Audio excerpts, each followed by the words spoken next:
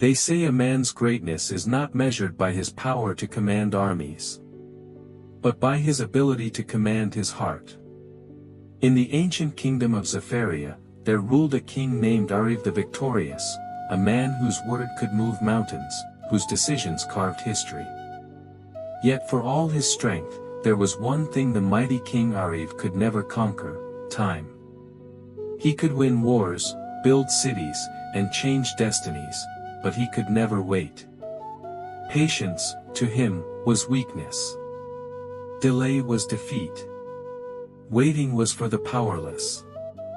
And so, his palace was filled with unfinished things, half-built monuments, half-written decrees, half-lived dreams, because the moment something didn't bloom fast enough, he abandoned it.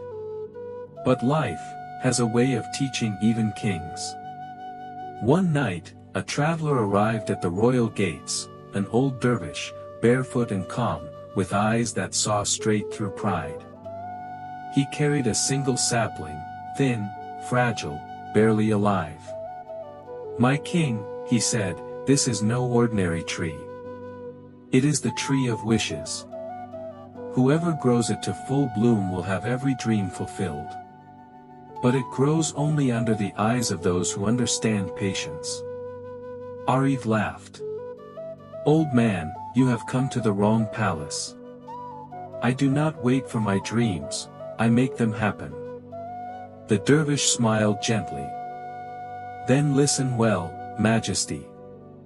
The universe moves in its own rhythm, and those who rush against it lose its blessing." He placed the sapling before the king and whispered the words that would one day change Arif's life. Patience does not mean to passively endure. It means to look at the end of a process. What does patience mean? It means to look at the thorn and see the rose. To look at the night and see the dawn. Impatience means to be short-sighted, unable to see the outcome. The lovers of God never run out of patience. For they know that time is needed for the crescent moon to become full. The king frowned. "Beautiful words, old man, but I am no poet. I am a man of action." The dervish bowed slightly. "Then plant the seed, my king, and let life itself show you the meaning of those words." He planted the sapling in the royal courtyard. Every morning, he ordered it watered. Every evening, he came to inspect it. A week passed, nothing. A month, still nothing. By the third month, his anger was boiling. "This is worthless," he shouted. "Cut it down." But just as the axe was raised, the old dervish appeared again. "Majesty," he said softly, "you see only the thorn, not the rose. You see the night, not the dawn. You are impatient, not because things take time, but because you have lost sight of the end of the process." Arif turned away. "Enough riddles, old man. I am tired of waiting." The dervish nodded. "That is why your soul is tired, my king. You mistake waiting for weakness. But patience is the strength of those who trust the unseen." And with that, he vanished. That year, drought hit Zafaria. The rivers dried. The people suffered. The king ordered wells dug, but he demanded water immediately. His impatience led to chaos, wells collapsed, workers rebelled, and despair spread. The once mighty Arif found himself alone, watching his empire crumble like sand through his fingers. And in the midst of ruin, something caught his eye. In the courtyard, amidst the dust, a tiny green leaf had emerged from the cracked earth. It was the sapling. Still alive. Still growing. For the first time in years, the king fell to his knees, not in defeat, but in surrender. He whispered, "Forgive me, little one.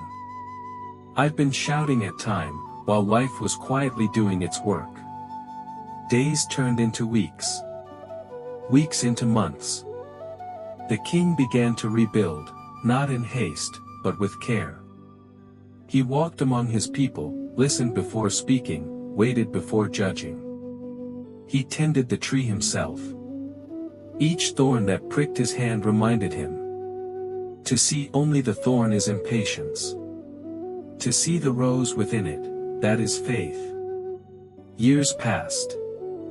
The kingdom slowly healed, not because of the king's power, but because of his patience. And one morning, as the first light of dawn brushed the horizon, the king saw it, the tree had bloomed. Thousands of red roses shimmered in the sunlight, their fragrance filling the air. Arif stood beneath it, tears in his eyes. The dervish appeared once more, smiling. "My king," he said, "the lovers of God never run out of patience, for they know that the crescent moon becomes full, not in anger, not in haste, but through trust in time." The king bowed his head. "I once thought patience meant doing nothing. But now I see, patience means believing in what is still becoming." He turned to his people and spoke words that would echo through generations. "My friends, do not curse the waiting. The seed cannot bloom the day it's planted. The moon cannot be full the night it's born. Everything beautiful in this world, love, peace, wisdom, greatness, takes time. So when life tests your patience, it is not punishing you. It is preparing you." And from that day on, the impatient king became known as Arif the Wise, the ruler who learned that patience is not the art of waiting. It is the faith that what you dream of is already growing, even when you cannot see it. When your plans are delayed, when your prayers seem unanswered, when your dreams look distant, don't lose heart. Look beyond the thorn and see the rose.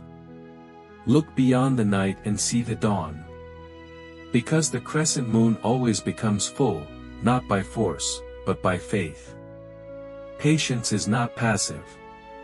It is power, the quiet power of those who know the ending will be worth the wait.